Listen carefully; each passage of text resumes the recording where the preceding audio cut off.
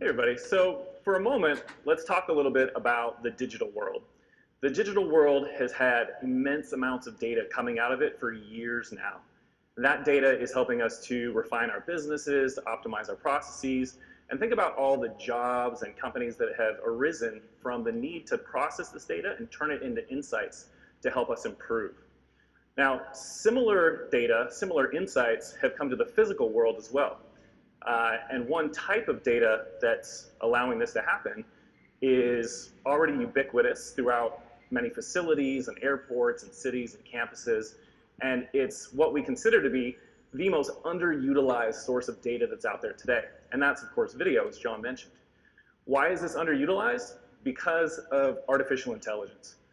Thanks to computer vision and machine learning, this video data can now offer rich insights and real-time alerts that can help us to optimize things like smart cities, our retail businesses, campuses, transportation, etc.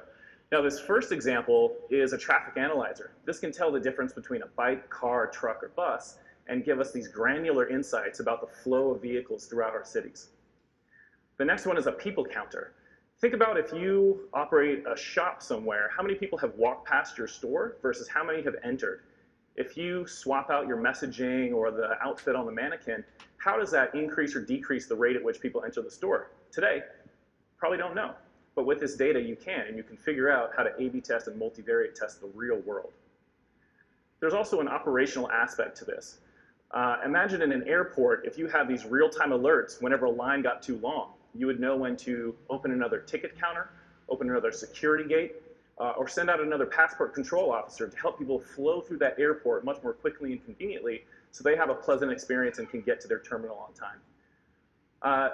So this is why we think of video as the most underutilized source of data. It can give us all these statistical insights, but also the real-time alerts that help us manage these spaces. And when we talk about smart spaces, that's what we're talking about, taking this data-driven approach to managing the real world. Now, another type of data that we're innovating on is Lidar. Let's think of Lidar as kind of sonar, but using laser beams. So it's super cool. Now, Hitachi has created a type of Lidar that is short range, high accuracy, and more affordable than what's out there today. You think about Lidar for autonomous vehicles, for geographical mapping. These things are very expensive and very long distance.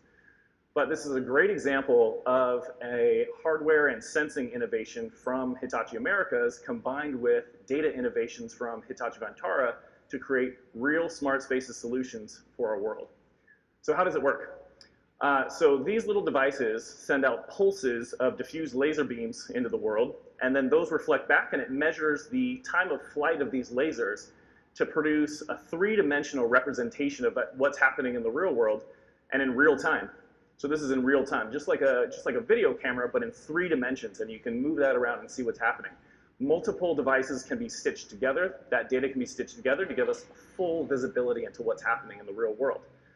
Now let's talk about how we can use this data. In transportation, smart cities, we can get real-time alerts when there's something dangerous happening or when an intersection is blocked. We can get all kinds of data about the flow of pedestrians and passengers as they walk around, prevent things like pedestrian collisions and fatalities in our cities. What about transit stations? We saw a great example yesterday in Copenhagen of dynamically deploying trains as they understand the demand of passengers. But think about on the trains as well, on the buses. Today we have apps that tell us that a bus is coming in 2 minutes and one's coming in 4 minutes.